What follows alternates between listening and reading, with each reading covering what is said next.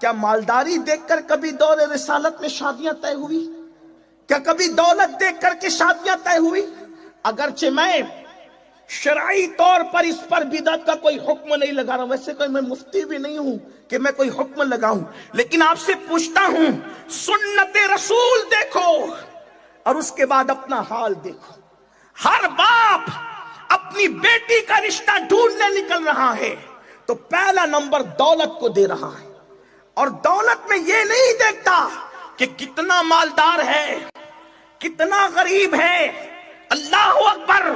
دولت میں یہ بھی نہیں دیکھ رہا ہے کہ حلال سے کما رہا ہے کہ حرام سے کما رہا ہے، اس کا دھندا جوئے کا ہے، اس کا دھندا سٹے کا ہے، اس کا دھندا شراب کا ہے، کچھ نہیں دیکھنا، صرف دولت دیکھنا بس۔ اور یہ دولت حرام کی دولت، اگر حرام کاروبار کرنے والے کے گھر اپنی بیٹی کو بیا رہا ہے تو گویا کہ اپنے ہاتھ سے اپنی بیٹی کو جہنم میں ڈھکیل رہا ہے۔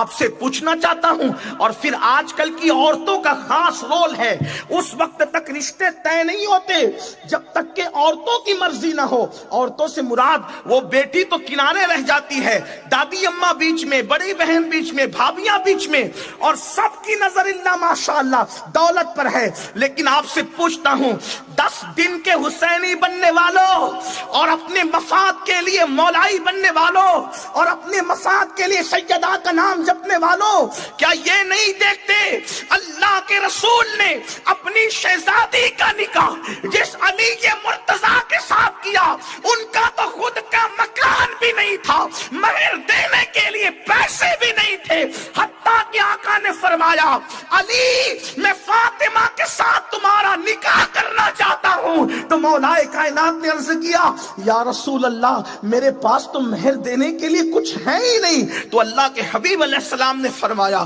اپنی زرہ بیچ دو اور زرہ بیچ کر کے مہر ادا کرو۔ آپ سے پوچھتا ہوں آقا نے مولا کائنات کا کردار دیکھا، ان کا ایمان دیکھا، ان کا کیریکٹر دیکھا، ان کا تقوی دیکھا، ان کی پرہیزگاری دیکھی، اسی لیے تو فرمایا فاطمہ میں تیرا نکاح اپنے خاندان کے سب سے بہترین انسان کے ساتھ کر رہا ہوں۔ سبحان اللہ، نعرہ تکبیر، نعرہ رسالت۔ اس لیے کہ مولا کائنات خوبصورت بھی تھے اور علم اتنا کہ باب مدینۃ العلم تھے، اور نسب کا حال کیا بلکہ خود میرے آقا فرماتے ہیں سب الگ الگ درخت کی الگ الگ ٹہنیوں سے ہیں، میں اور علی ایک درخت کی دونوں شاخوں کا نام۔ سبحان اللہ، سبحان دو شاخ ہیں۔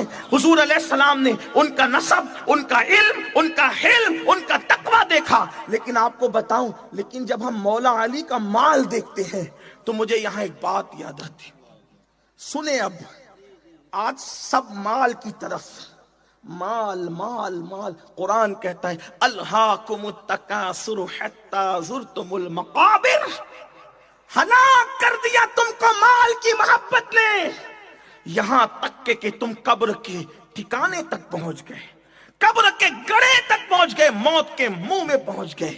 میں قوم کی بیٹیوں سے کہنا چاہتا ہوں اگر سبھی دولت پرست بن جائیں تو شرافت کا قدردان دنیا میں کون رہے گا؟ شرافت کی قدر کون کرے گا؟ اللہ کے رسول نے اپنی شہزادی اور سب سے چہیتی شہزادی سیدہ فاطمہ الزہرا کا نکاح ایک جانے شرافت، بظاہر علم، بظاہر دولت کی کمی کے باوجود، جانے شرافت دولت کی کمی کے باوجود اپنی شہزادی بیا کر بتا دی کہ اسلام میں شرافت اور علم کی اہمیت ہے، دولت کی اہمیت نہیں۔ دولت تو چپل جوتے سینے والے بھی حاصل کر لیتے ہیں، لیکن شرافت بہرحال شرافت ہے۔